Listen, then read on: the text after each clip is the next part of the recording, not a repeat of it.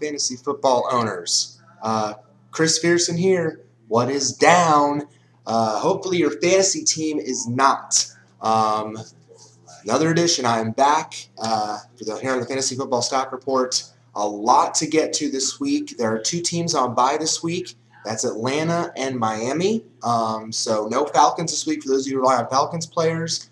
But there is breaking news to report today on a certain Falcon, and if you're not aware of, you'll be shocked to find out if you own this certain player. If you did not watch my update video earlier today that I released, a little bit different this time with at least the formatting. I'm going to switch it up, and instead of doing a game-by-game breakdown for this video, which recaps Week 5 and previews Week 6, I'm going to do a position-by-position breakdown. I want you guys to let me know what works better for you. Do you like it better when I want to go going position by position? Is that more suited for your team? Or do you like it better when I go game by game and break down stats for each team? So let me know what you think about that. Following the video, you can place comments either on the video, on the update video, on my channel, whatever you want to do, and let you guys let me know what you think is best going forward. Because I want to, I was really worried about time-wise. The videos with the game by game go over an hour long, and I don't know if you guys want to sit through a video that long. But for me, I just want to do the best format that helps you guys out, so we'll go right into it. First off, though, breaking news that we have tonight. It was confirmed tonight that Julio Jones of the Falcons is done for the year. He is done. He has a fracture in pretty much the same area where he fractured the foot during his scouting combine back in 2011. It's his right foot, and the initial diagnosis was not good from the start. Jones went to get a second opinion on the fractured foot, or on the foot, I should say, but they did find that it was a fracture, and so he's going to require surgery and is done for the year. Obviously, this is a huge hit to Jones fantasy owners in general, myself included, who, by the way, again, I just like to let you guys know how I'm doing. My team this week had a big, epic comeback this week. I was down by 28 points going into Monday night's game with the Jets and the Falcons, but I had 3 Falcons on my team, Matt Ryan, Jones, and kicker Matt Bryant, and they executed an amazing comeback for me. Ryan's last-minute touchdown pass won it for me by 7, so that was huge for me. So now I'm sitting at 4-1 and leading my division, so that was huge. But this week, I don't have my Falcons this week, so I got to find wire options. And at least for us, though, there are a ton of options out there, at least in my league, hopefully in yours.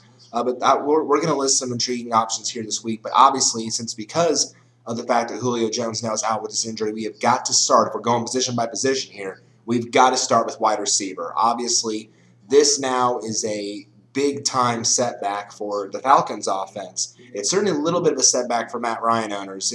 Obviously he's going to have to rely a lot more on guys like Tony Gonzalez, Harry Douglas, and these other little-known guys in that. Even the other tight end, Leyland Tololo, might take advantage of the situation. So, but and Douglas is a guy that's getting picked up on waivers right away as a result of this, as he should.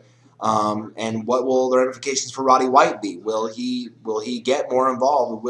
His health is obviously still an issue with that ankle injury, and now he's got the hamstring issue. So I believe so. What could be is there any upside for him going forward? So if you lost Jones, obviously Douglas is definitely a serviceable option for you. Maybe he's a number 3 receiver, but I wouldn't expect a whole lot out of him, because I think really, maybe he'll get involved if defenses start keying in on Tony Gonzalez and on Roddy White. So again, I can't see him as anything more than a number 3.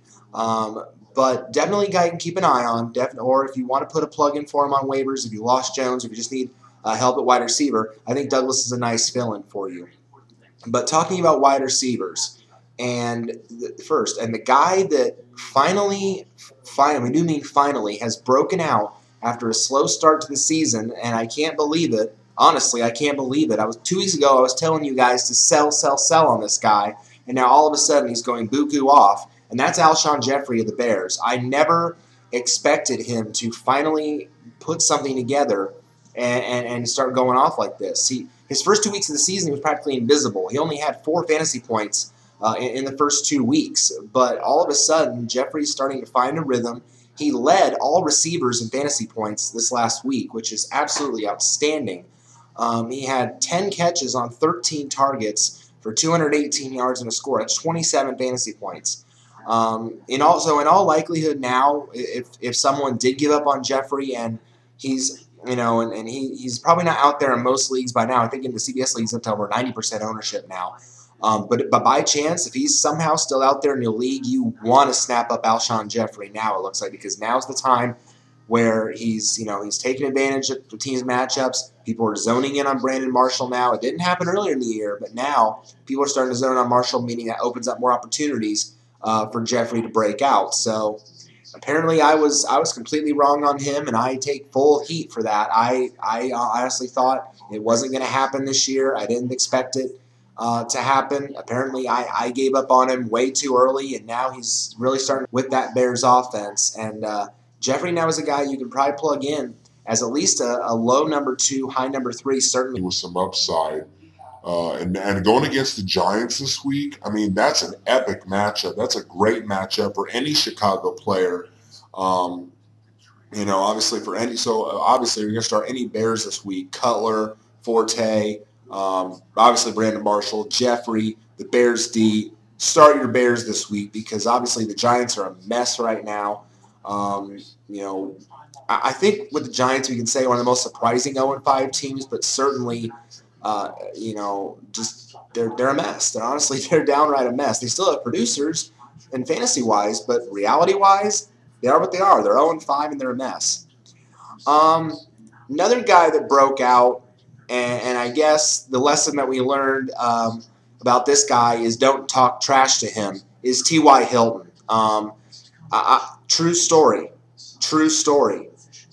My opponent this week that I played, I'm very thankful that he did not start T.Y. Hilton this week because had he would have creamed me good. But T.Y. Hilton went off apparently because the Seahawks secondary was talking trash to him. They were calling him light. They were calling him soft. They were calling him maybe every name in the book. And T.Y. Hilton responded and just went off. He only got targeted 6 times in the game, but he caught 5 of them for 140 yards and 2 touchdowns, 26 fantasy points for T.Y. Hilton last week. Obviously, was to go around that really there's just a lot of, so you never know who's going to get the bulk of the work. But clearly it's clear that T.Y. Hilton has grabbed a solid hold on the number 2 receiver position. He's miles ahead of Darius Hayward-Bay. He's certainly almost on the same level as Wayne. So, if you wish Hilton could do that every single week, honestly. But he's certainly doing well enough with a great quarterback in Andrew Luck. He is certainly serviceable as a number 2, number 3 wide receiver for your team. He needs to be in lineups because he still gets a lot of work. He's going to have to. There's not, outside of him and Wayne, there's not a whole lot of weapons that can consistently catch the football. DHB doesn't catch every pass. Kobe Fleener really only gets targeted mostly in the red zone. So really, the opportunities will be there for T.Y. Hilton. And going up against San Diego this week, whose defense just got carved up by Oakland, with Terrell Pryor with throwing to Denarius Moore and Rod Streeter, certainly the exploitation capability is there. So I think Hilton should be in your lineup this week as a number 2, number 3 option for you. Interesting situation in Dallas at wide receiver. Obviously, Dez Bryant, you're going to start him every single week. He's going to be insane. But an interesting guy that I have really pegged as a potential number 3 sleeper as long as Miles Austin is out is Terrence Williams. He is starting to really come on strong for the Cowboys. And you know what? It would not surprise me if Williams were to even nab the number 2 starting job when Austin comes back, because Miles frickin' Austin, I call him that because he's just so darn frickin' frustrating as one of these, a hair puller. It's just he's just so frustrating. Even when he's healthy, he doesn't produce, and he's really starting to reach that age, I guess you want to say, where he's past his prime. He just doesn't produce anymore. Dez Bryant gets mostly all the targets, all the throws, and him and Jason Witten. But Williams, now while Williams only was targeted 4 times in the game, he caught all 4 of them for 151 yards and a score. That's 23 fantasy points. And Dallas has an extremely great matchup this week, going up against the Redskins. And like I said, I've called their defense butter because their defense is paper-thin soft and has not stopped anything this year. Terrence Williams is certainly a serviceable number 3 option for you this week. He certainly could be in prime state for a touchdown again. You know, they might try to zone in on Bryant, but he'll still get his opportunities. But he only, Dez Bryant had 24 points. Williams had 23. He was only 1 point fewer than Dez Bryant. So that shows you how much the Cowboys are really having faith in Terrence Williams. So I really like him as a number 3 option this week. Other guys that broke out, Ruben Randall of the Giants. Look, we know the Giants are bad. They're going into a lot, but they are using a lot of 3 wide receiver sets. They have to because they've been down in games so much. And their running game is non-existent. I mean, they just re-signed Darrell Scott, for gosh sake. Their running game is non-existent. That's a grease fire. But Ruben Randall, he's kind of hit or miss. He's had his hits and misses this season. But last week he was targeted 14 times last week. Now, he only caught 6 of them, so that's kind of a risk you take. But he did have 96 yards and 2 touchdowns. So that's 21 points in a CBS Standard League. So that just goes to show if they keep using those 3 receiver sets and trailing in games, Randall could certainly be a serviceable option. I like him as a bye week pickup this week. Maybe even a number 3, number 4 you can stash on your bench going forward, just see what he does. But, the Giants are going to have to throw. If they're going to be trailing in games for a lot this season, they're going to have to throw the football. We say a nice welcome back to Justin Blackmon of the Jaguars. Again, I mistakenly said, and I want to reiterate again, and I apologize for this, I mistakenly said that he came back in week 4. I miscalculated suspension. It was supposed to be week 5. But for those of you who did pick him up early and finally start him this week, you were rewarded, myself included. I got him off of waivers, and he is going to be huge the rest of this season, I think. Blackmon was targeted 9 times, had 5 catches for 136 yards in the score, including on his first play, a 67-yard bomb from Blaine Gabbert. So, look, we know the Jaguars. Again, it's kind of the same situation as the Giants. Giants and Jaguars are both 0-5. They're both struggling. They're going to have garbage time, potentially. That's where guys like Cecil Shorts and Justin Blackmon are going to shine because they're going to put up points and stats in garbage time. Hey, it still counts in fantasy, so you're going to really want to keep these guys in your lineups every single week. I think Blackmon is locked in as a solid number 2, number 3 play. Maybe, I think maybe number 2 because if he has 19 fantasy points his first week, who knows what he's going to do the rest of the season. Now, of course, Jacksonville's quarterback situation is still pretty salty, so who knows whether it's going to be Blaine Gabbert or Chad Henne. But actually, if I find that Blackmon really prefers Gabbert throwing to him, it looks like. So hopefully he stays that way. But yeah, and even though Jacksonville's playing at Denver this week, Jacksonville's going to be behind a lot in this game. I would be shocked if that game is not like over by halftime because Denver's going to open up a can. They're coming off a big win. They put up buku points this season. So Jacksonville's going to have to throw in garbage time. So that opens up opportunities. Really like Blackmon as a number 2 going forward. Other names to watch. Another guy I got off waivers, Keenan Allen in San Diego is one to watch. I mentioned him in the waiver and part of the waiver video as part of the update. Really like Keenan Allen. He's starting to become San Diego's deep ball threat. Now, I know this season with San Diego, we've talked about guys. One week we were highlighting Vincent Brown, and then he fell off. And then we were talking about Eddie Royal, and then he fell off. So you wonder if San Diego is going to finally find a quality receiver that is going to stick. Hopefully this is going to be the stick guy. Hopefully this is going to be that glue guy that Phillip Rivers needs to get an offense going in San Diego outside of Danny Woodhead. Don't get me wrong. I love Danny Woodhead. I love me some Danny Woodhead because Danny Woodhead's on my fantasy team too. And he has just been outstanding for me this season. Great pickup in Danny Woodhead for me.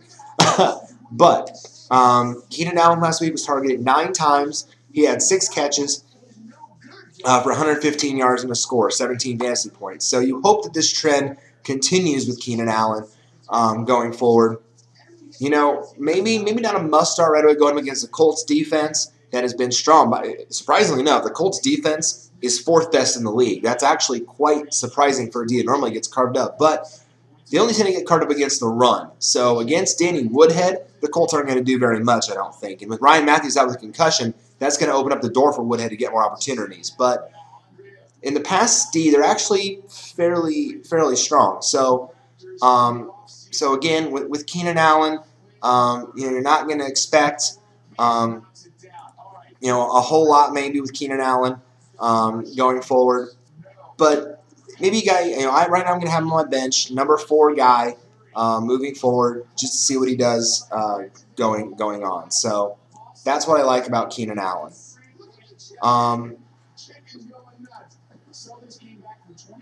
Surprised that this guy is actually still available in a lot of leagues, but he's picked up in my league. But another guy that is coming on strong lately is Austin Pettis of St. Louis. Now, the only risk that I see with Pettis is that he's not targeted as much. Sam Bradford really likes to spread the ball around to his receivers. That are going to get very many opportunities to spread them around because he's getting sacked all the time because the Rams' offense is mostly a mess. But Pettis does take advantage of those opportunities. He had 4 catches last week for 49 yards and 2 touchdowns. So at least Pettis is starting to become the main go-to touchdown threat in this Rams offense. It almost is like Chris Givens and Tavon Austin near the end zone. They're being ignored, and Bradford's looking for Pettis every time. So if you're an owner of them, you're kind of like scratching your nails a little bit like, I don't know if I should rely on these guys anymore. Him and Jared Cook seem to be the only 2 real reliable options in St. Louis. And the running back situation there is starting to become a little bit of a mess. So maybe Pettis, again, a guy you can plug in as a number 3 guy for your teams this week. But especially in PPR leagues, Pettis is a strong option for like a number 2 or a flex because he does tend to get, because you get more points, you get targets for, you get points, reverse that. You get points for targets, or points for receptions, PPR, Chris, PPR, points per reception. I know what I'm talking about, seriously. Not points per target. It'd be nice if we get points per target, but it's not. It's not PPT, it's PPR. So, Pettis, maybe a number 3, but definitely in PPR leagues a number 2 or a flex play. Other guys to watch include Denarius Moore of Oakland. As long as Terrell Pryor is at quarterback in Oakland, which could be strong for the foreseeable future, I think Denarius Moore is finally starting to come to life. He was labeled as one of the biggest disappointments at wide receiver because he was so frustrating in training camp and disappointing. But now he's starting to get, more involved, better looks from Pryor, building a better rapport with him. He had 5 catches for 84 yards and a touchdown this week. This is a tougher matchup this week, though, going up against Kansas City. So you really want to kind of temper your expectations with Denarius Moore. Maybe you use him as more of a number 3 or bye week fill-in, but I'm not really high on Denarius Moore this week because of that tough matchup with Kansas City. I don't like Terrell Pryor either. A lot of people are grabbing Pryor off the waiver wire and plugging him in as a starter this week. Just stop it, okay? I mean, it's Kansas City. It's at Kansas City. It's Andy Reid. You don't think he's going to have a game plan for Terrell Pryor? I do. And that's what really worries me. I was thinking of picking up Pryor myself off waivers, and my best friend who Cones again. You've heard Nate; he's been on the show before. He tells me, well, are you sure about that? Because they play at Kansas City, and I said, well, that is true. And he says, doesn't there anybody else ever there a better matchup? And I said, well, Cincinnati plays Buffalo, so we got Andy Dalton. So just really temper your expectation on the Raiders this week. Plus, Darren McFadden's still going to be out. Rashad Jennings now is going to be out. So Marcel Reese is going to get the bulk of the work for Oakland. But just temper your expectations on the Raiders this week. Again, other guys to look at. Big weeks, double-digit weeks this week for Josh Gordon, Cecil Shorts. You can keep rolling with these guys. Golden Tate. Golden Tate is interesting, too, because Seattle – Seattle has great offense. You got Russell Wilson and Marshawn Lynch. But Golden Tate was very impressive this week. He was targeted 11 times, had 5 catches for 61 yards and a touchdown. Again, you wish he'd do that on a consistent basis. But, I'm not sold yet on making him a starting option yet. Maybe a borderline 3, but a high-end 4. Because there's just so many mouths to feed in Seattle with Golden Tate, with Sidney Rice, Percy Harvin's going to be coming back soon. So there's just a lot of mouths to feed, and Lynch sometimes used out of the backfield too. So, and Zach Miller at tight end when he's healthy. So there's just a lot of, it's kind of like New Orleans, a lot of mouths to feed in that offense. So you can't really rely on one guy. But if you're looking for a guy to maybe pick up as a bye week fill-in, maybe Golden Tate could get a touchdown for this week going up against Tennessee. Another tough matchup with the Titans, but definitely someone to look at there. Jeremy Curley of the Jets. Geno Smith is looking better and better every single week. And while he doesn't have an elite receiving core because Antonio Holmes is banged up, guys like Stephen Hill and Jeremy Curley and even Cumberland at tight end, they're coming on strong a little bit. So going up against the Steelers this week, Curley had 5 catches for 68 yards and a touchdown this week. Maybe you use Curley as a number 3 or even a bye week fill-in for you. You hope he gets you another touchdown this week. Because the Jets don't have a whole lot of people to throw to. Their running game is getting stronger with Bilal Powell, and now that Chris Ivory's back healthy, so they might utilize that a little more. But when Geno has to throw the ball, and against the Pittsburgh defense, it's really soft, Geno's probably going to throw a lot of times. So Curley is definitely a guy you can plug and play potentially as your number 3 wide receiver. Talks about again. Guys like Eric Decker, Torrey Smith had big weeks this week. Free agents that are available. Rod Streeter, again, Kansas City. He had a touchdown this week but wasn't targeted enough. I don't like Rod Streeter. Vincent Brown. Yeah, Vincent Brown had a good week. 7 catches, 117 yards, but no scores. He is getting back involved in San Diego's offense, but that's only because Malcolm Floyd's been out. I would rather have Keenan Allen right now than Vincent Brown. Maybe you stash Vincent Brown as a number 4 and see what he can do for you going forward. If he does continue to get involved, though, in the offense, maybe you plug him back in as a number 3. But for now, I would rather have Keenan Allen. Other than that, not a whole lot of things about. Of course, we talked about Julio Jones. Now we start off with him and him being done for the year. Brandon Marshall only had 9 points this week, but he'll bounce back. You know Brandon Marshall's going to bounce back for you.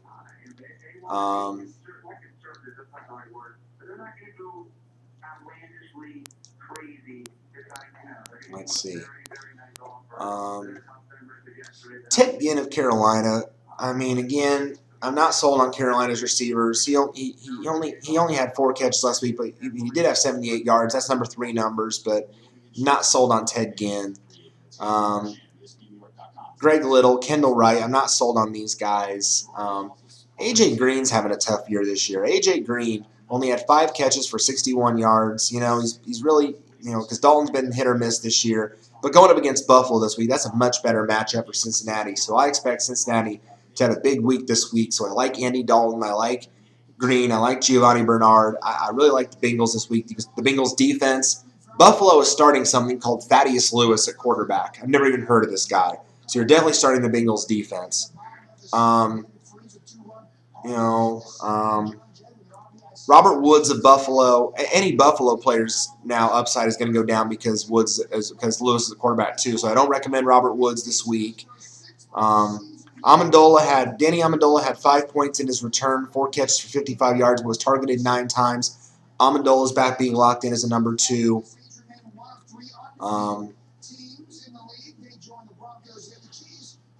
Larry Fitzgerald had a tough go last week. Only had 3 catches for 43 yards. But Arizona's offense is really squirrely this year.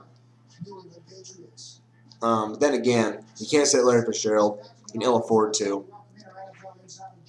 And like I said, Tavon Austin only had 3 fantasy points. I can't trust him going forward. And Julian Edelman now is non-fantasy relevant now that Amendola's back and Gronk is back. So that's pretty much it there. Okay.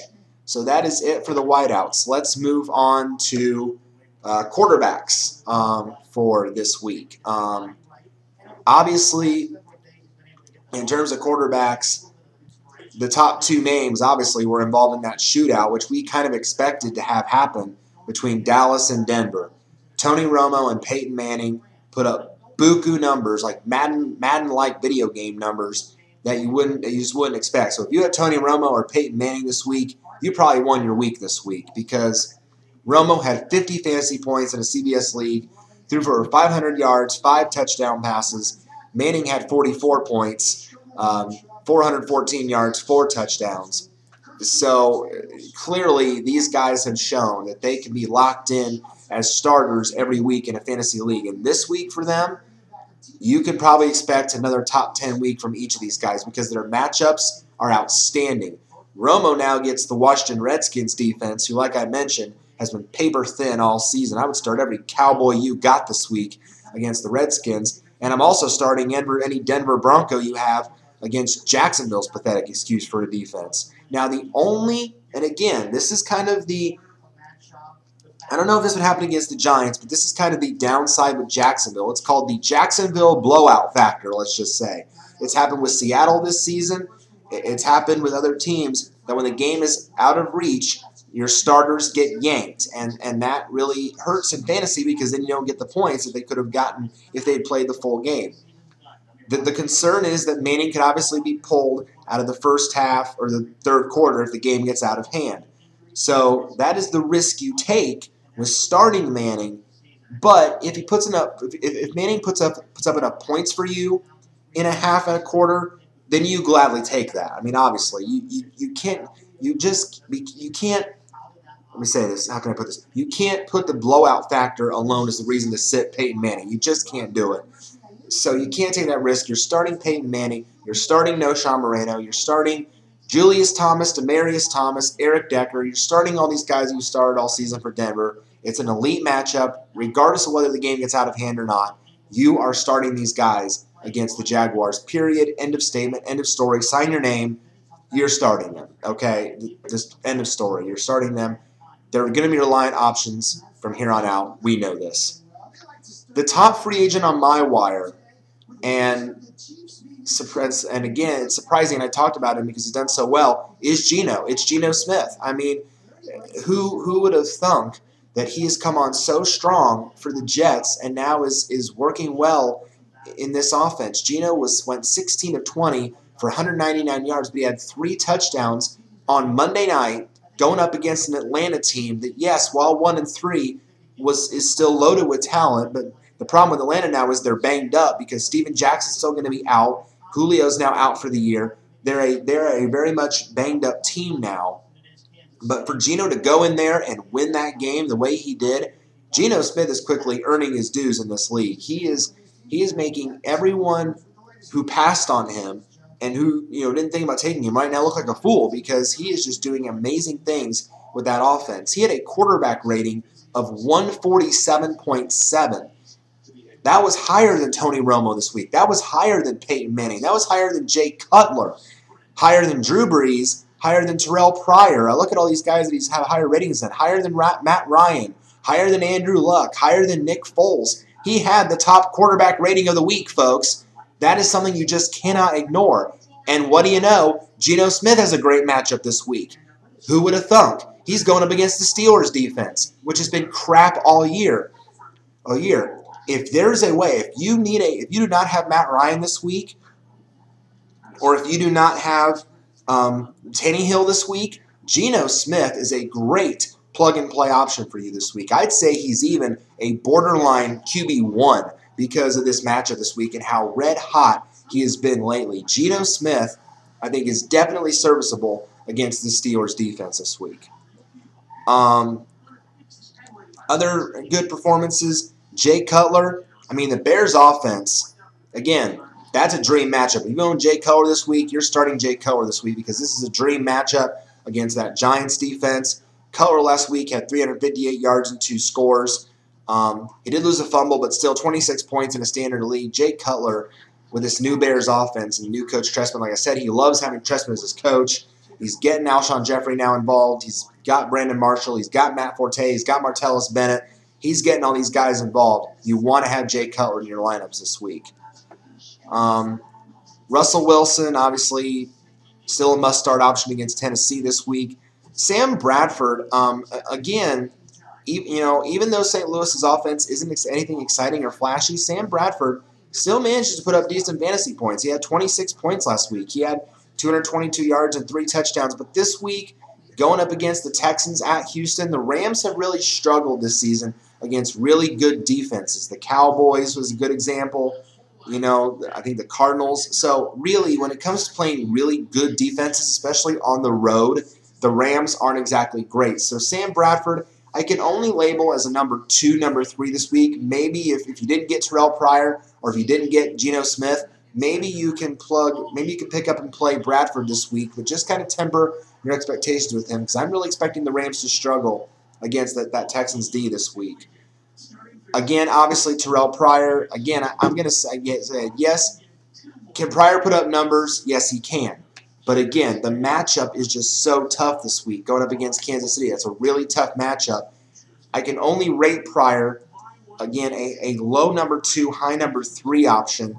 And again, if you want to plug and play him, that's fine. But I'm just not fond of the matchup this week going up against Kansas City. That one really scares me. Ryan Fitzpatrick of Tennessee, he's a real question mark. You know, yeah, he did have 22 fantasy points last week. He rushed for a score. He threw for a score. But again, the thing with Ryan Fitzpatrick is he's really hit or miss.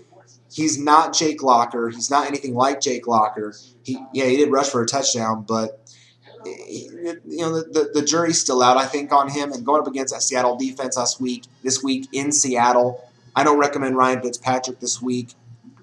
Phillip Rivers had 22 fantasy points last week. The Chargers' offense is looking really strong. He's getting guys like Danny Woodhead involved and Keenan Allen and Vincent Brown.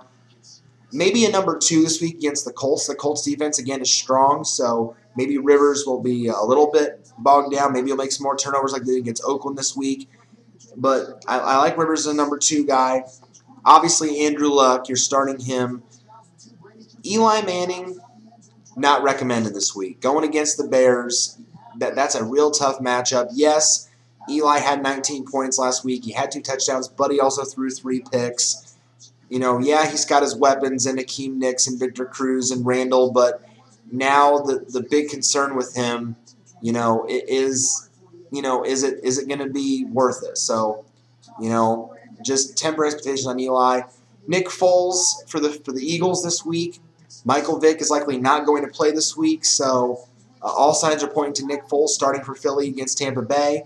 He had 19 fantasy points last week. But Tampa's defense has actually been surprisingly really good this year. And I think Tampa's really going to kind of go for the jugular this week. Darrelle Revis is going to be all over Deshaun Jackson. I don't like Deshaun Jackson this week, by the way, speaking of wide receivers. I think Darrelle Revis is going to be all over him. I can only recommend Foles as a number 3 or bye-week fill-in option. I don't like the matchup. Don't like the fact that Tampa Bay is going to be hungry for a win. I don't like that this week.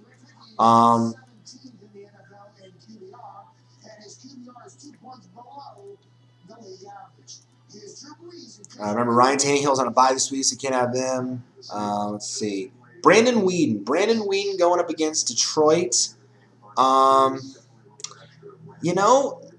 a great matchup by any stretch, but again, here's the thing with Cleveland. Yes, Brian Hoyer's out for the year now with that torn ACL. So, yeah, and he was kind of the main reason they started winning games. But really, Brandon Weeden did not do that bad in garbage time and filling in. He was 13 to 24, 197 yards at the score, only 13 fantasy points. So really, I can't really recommend it as a number 2 starting option. I don't even know if you can touch him as a bye-week filler. But maybe if you're desperate, you can. If you didn't get the top guys, then maybe if Brandon Weeden's your last resort, because you have to think about it. He still has weapons. He still has Josh Gordon. He still has Jordan Cameron. And he has Willis McGahee now. So the potential is there maybe, but the Lions, tough defense, tough matchup, not fond of it. I think this is the week that Colin Kaepernick honestly bounces back. It's been tough to see Kaepernick's fantasy numbers struggling so much this season.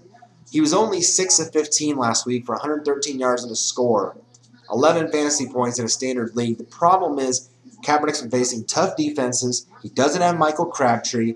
He hasn't had Vernon Davis at times at full health. So he's people are keying in on his running. So now, while Arizona's defense is very tough, they shut down Carolina last week. I think there needs to be a week where Kaepernick needs to break out. Obviously, I don't think you can afford to sit Colin Kaepernick. He's not a elite, a QB1 anymore, maybe more of a QB2. but I don't think you can afford to sit Colin Kaepernick if you don't have better options. Everybody below Kaepernick really is again, real hit or miss. You know, of course, Michael Vick won't play this week. The Jaguar quarterbacks you don't touch. Joe Flacco I wouldn't touch. He's too turnover prone. Now, Alex Smith against Oakland, that could be intriguing because, again, Oakland secondary not stellar. Alex Smith may be a serviceable bye-week filler for you. Andy Dalton is a good bye-week filler. I'm using him this week. But other guys, again, E.J. Manuel out. Carson Palmer, no. Cam Newton. Maybe Cam Newton going up against Minnesota. Maybe a number 2. And I think Tom Brady will bounce back. Tom Brady had a very off-Tom Brady-like week last week. He only had 5 fantasy points, 18 of 38, 197 with a pick. But the Bengals completely shut him down last week. I think they'll be in a shootout with the Saints this week. Don't worry about Tom Brady. He'll bounce back this week. Okay, moving on to the running backs this week.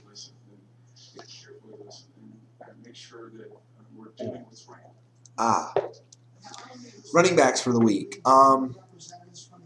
Looking at the running backs, the top running back last week surprisingly came out of Buffalo. It was Fred Jackson. And, you know, Buffalo, you know, obviously one of the big hair pullers of the year has been C.J. Spiller, whether it's low productivity or injury or, you know, whatever.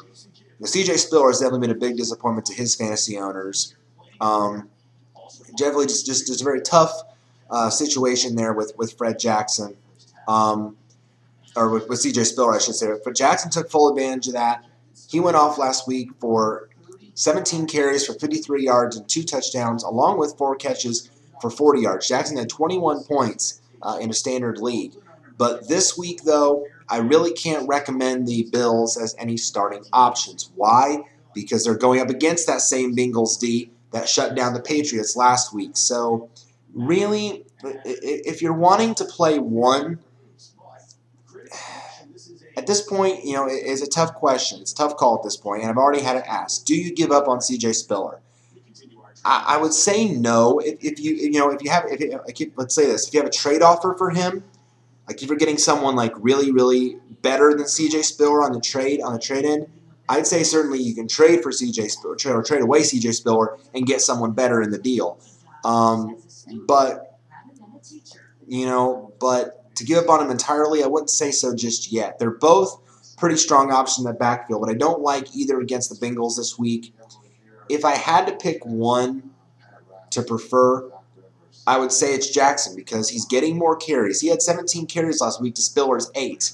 Now, Spiller does get more yardage with those carries because he's a more shiftier back. But if Jackson's putting up 9 more fantasy points than Spiller, and usually it's been on a week-by-week basis, then Jackson's the guy you want to play. So I would look at Jackson as a number 2 running back for sure. Spiller, more of a maybe number 2, number 3, or flex option for you this week because, again, just a tough matchup going up against Cincinnati this week. Very tough, considering they shut down the Patriots last week. Pierre Thomas of the Saints, where did he come from? He certainly, has been very hit or miss at times in his career. He's mostly been missed this season. But last week, he took over basically the Darren Sproles position. Darren Sproles didn't do much of anything last week because of Pierre Thomas. And certainly that angered Darren Sproles owners like, hey, what the heck happened? Darren Sproles is supposed to be the guy that catches passes out of the backfield, not Pierre Thomas. Well, it was reversed this week. While Thomas only got 19 carries for 36 yards, he caught all nine of Drew Brees' targets for 55 yards and 2 touchdowns.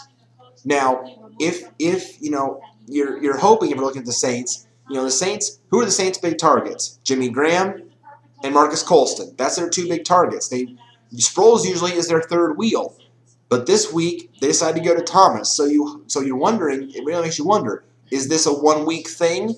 Or is this going to become a consistent trend where they use Thomas more than Sproles? Do they intertwine the two? Is this a committee in the backfield?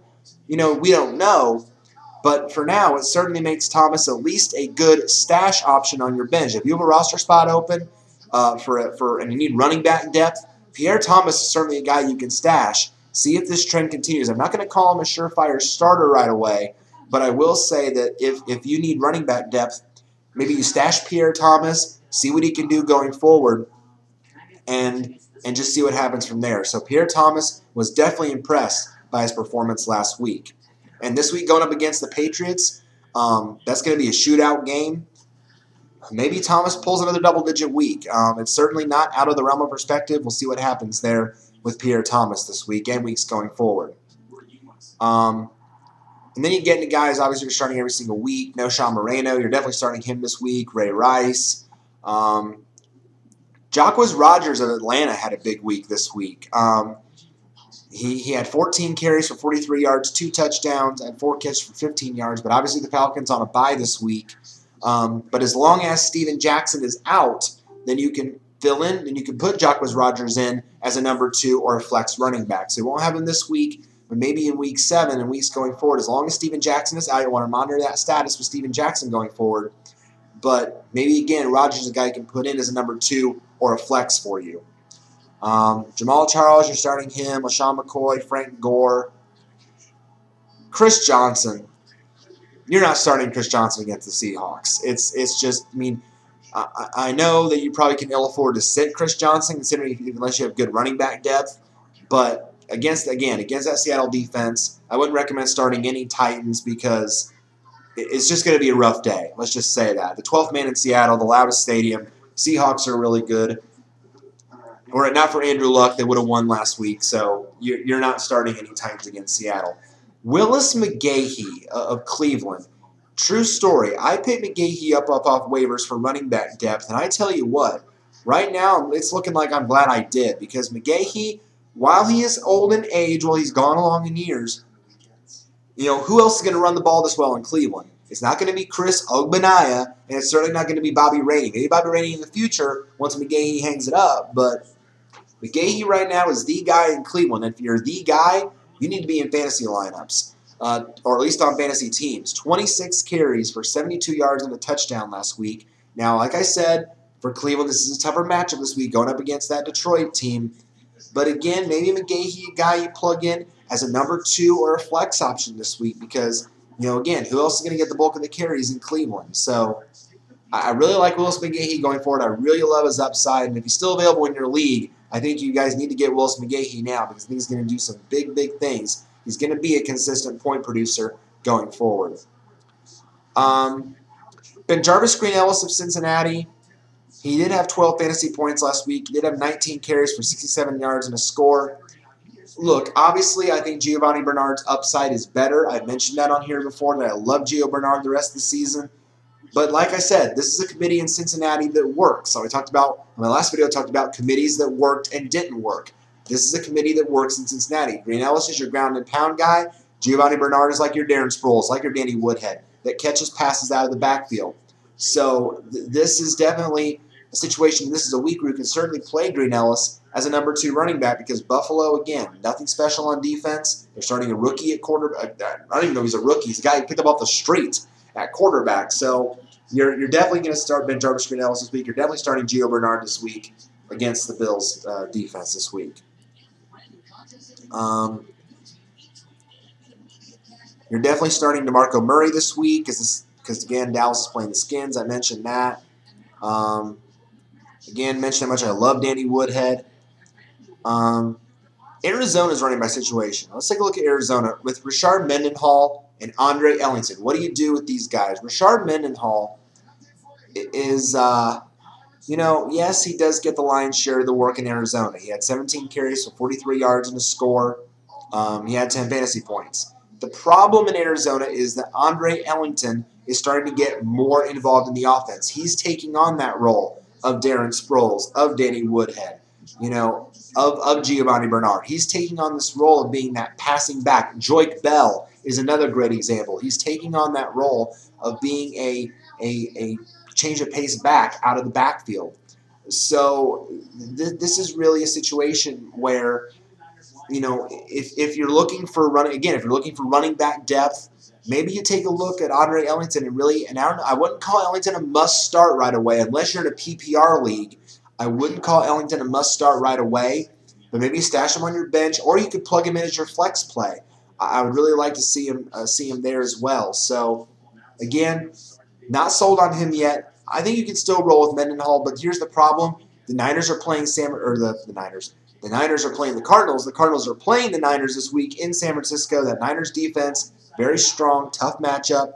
They haven't run on at times this year, but so maybe you look at Mendenhall as more of a number 2 guy, maybe high number 3, and you put in Ellington as your flex play or even a bye week filler because Ellington is going to get, I think, more touches as the season goes along.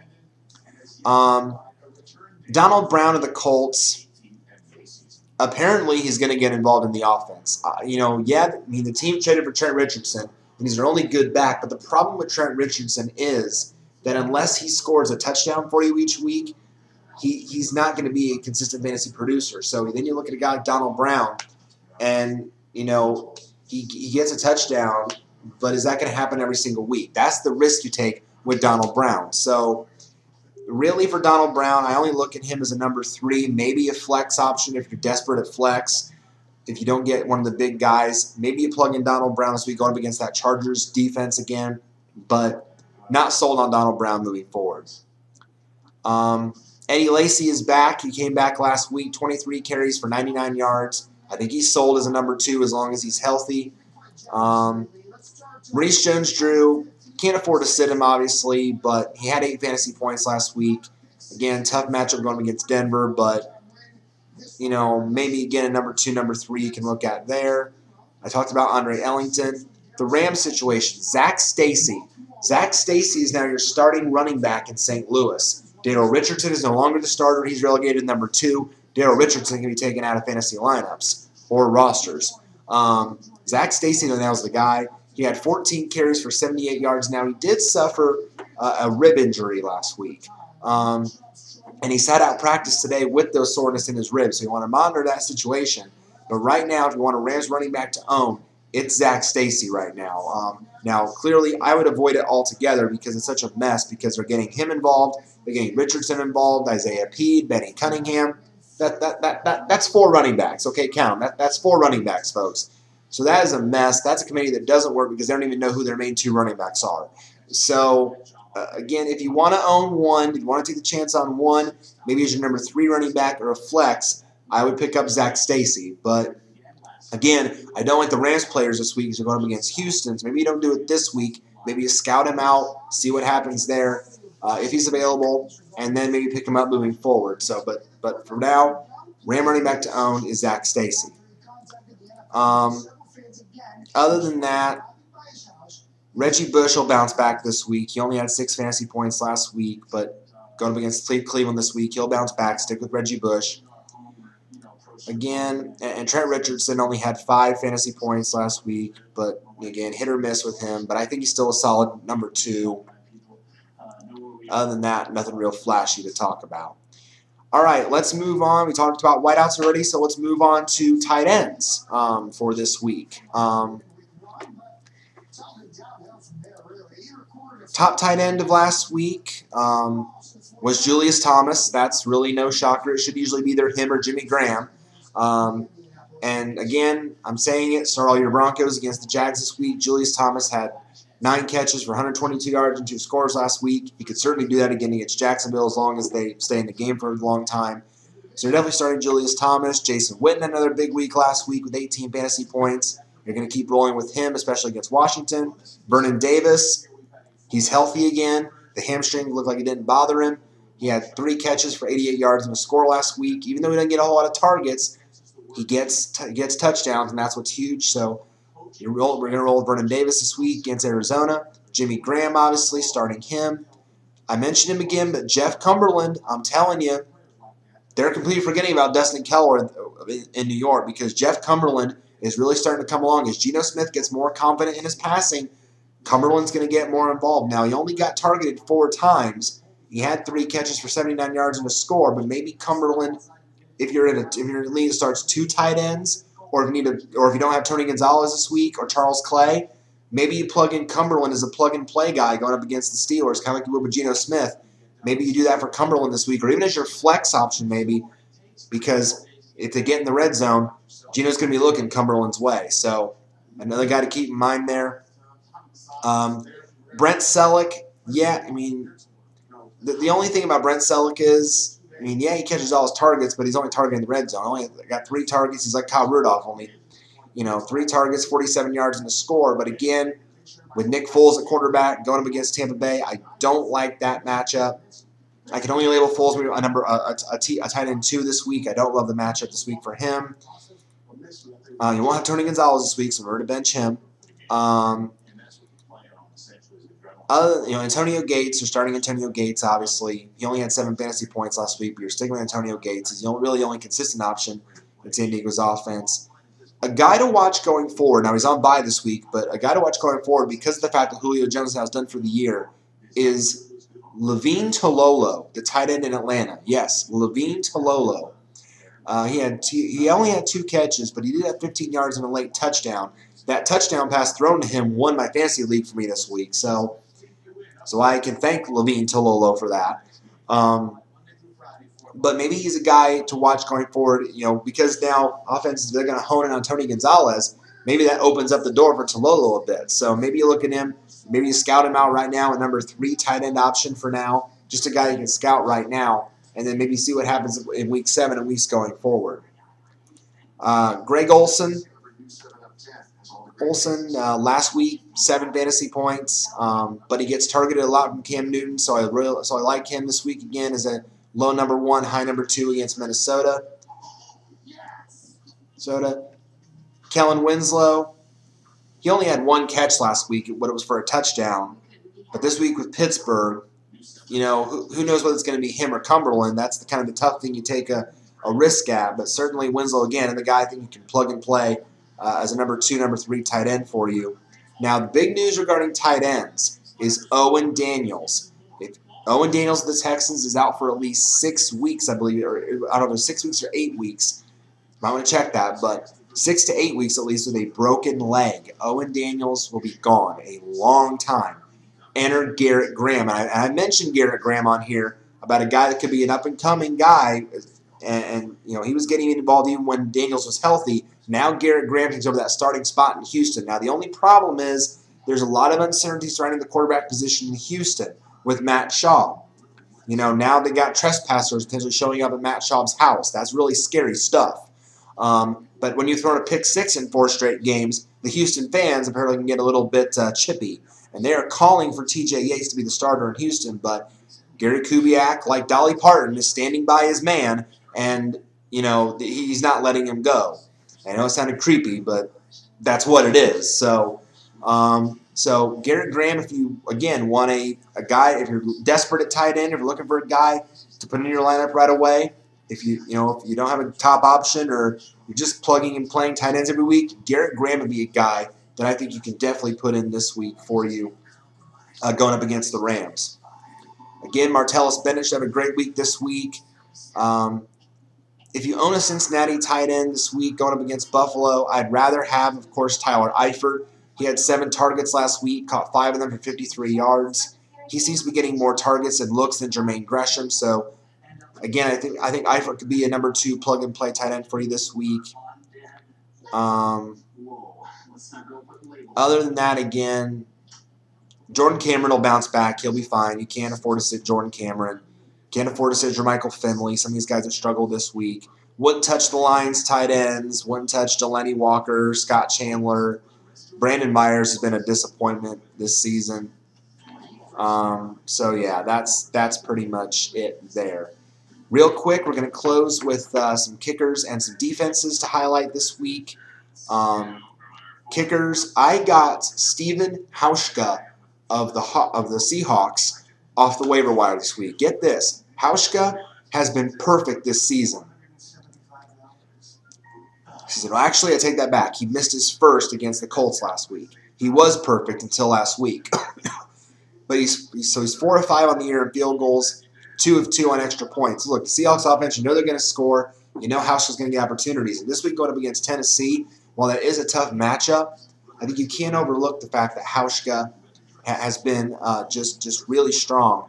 I really like him this week. If you're looking for other free agents, kickers that are out there, Mason Crosby of Green Bay is finally coming on strong. He is the one actually perfect for the year. He's 5 of 5 field goals as long as 52. His only extra point was good. So he's going up against Baltimore this week. Baltimore could be throwing interceptions, so that could give Crosby plenty of opportunities. So I think Crosby's a guy you can plug in for if you don't have, say, a Matt Bryant or Miami's kicker this week. I think you could certainly, or a Caleb Sturgis, I should say, you could plug in for Mason Crosby. Alex Henry, Philadelphia, is available in my league. He's been perfect for the year. But again, tough matchup with Tampa Bay, so maybe you temper expectations a little bit for him, but certainly a guy you can plug in there as well. If you own Matt Prater, you're going to have a great week because, again, Denver going up against Jacksonville. Ryan Suckup of Kansas City, he's been perfect on the year. Love him this week going up against the Raiders. Garrett Hartley of the Saints is going to have a good week this week. Billy Cundiff of Cleveland, he's been perfect on the year. You're going up against Detroit again. Tough matchup, but certainly a guy I think you can plug in. Nick Folk against Pittsburgh. Again, any Jets you can get this week to pick up and plug in and play, grab them and start them because that's a great matchup for the Jets. Folk's been perfect on the year. So those are like the top options there. And defenses this week for DSTs, at least in my league, the top free agent option is the Cardinals defense. But this week, going up against the Niners, I don't like that matchup. That Niners offense is starting to look really strong again with Kaepernick. I think he's going to go off this week. Not fond of the Cardinals this week. Maybe a low-end starting option, but I'm not fond of them this week. Raiders D against Kansas City. Avoid. They had a good week last week, but avoid them this week. Don't do that. Bengals D against Buffalo. Definitely a must-start option. You're not starting the Browns D against Detroit. Chiefs D against Oakland. Obviously, you're starting them. Even though they have Terrell Pryor, they're going to have a game plan for him, I'm telling you. They're going to shut him down. Rams D against Houston. Considering how messy the Matt Schaub situation is, I think you can plug in the Rams D as a low-end bye-week filling option for you. If you don't have the Falcons D or the Dolphins D, I think you can certainly plug them in as a fill-in option for you. Not starting the Patriots D against the Saints. Packers D against Baltimore. Number 2 low-end option. Flacco, prone to picks. Maybe you look at them there. Panthers D against Minnesota. Certainly, I think a serviceable option potentially for you because Minnesota, uncertainty at quarterback.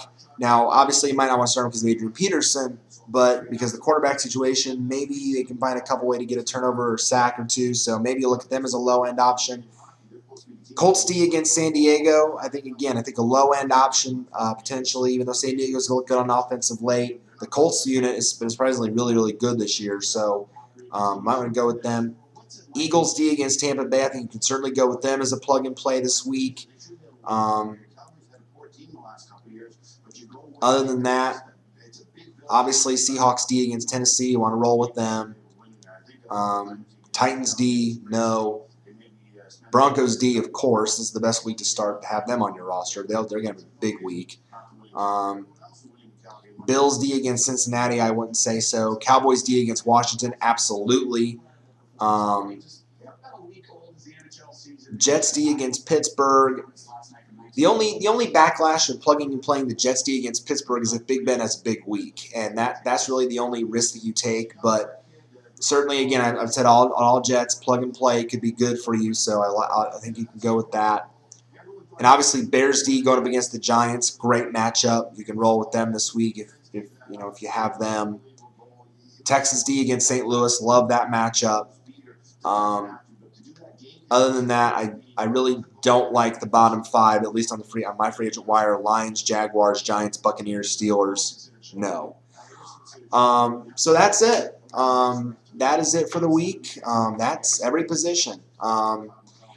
And time-wise, I'm still under an hour. So at least for me, I like the position-by-position better because I think I flow better with that. But you guys, I want you guys to let me know what you guys think. Let me know what you guys think. Do you like the position-by-position better, or do you like it when I go game-by-game? Please let me know. Again, if you guys have any comments, any questions at all, please feel free to leave them on my channel or in the comments in the video down below. Like the video. let your friends know. Subscribe. Let them know if they're into fantasy football. I just cannot thank you guys enough for your support, for the views, for the subscribers, for your guys' understanding when I'm not able to make weeks. With my work schedule, with this time of year being so, with it now we're getting in October now.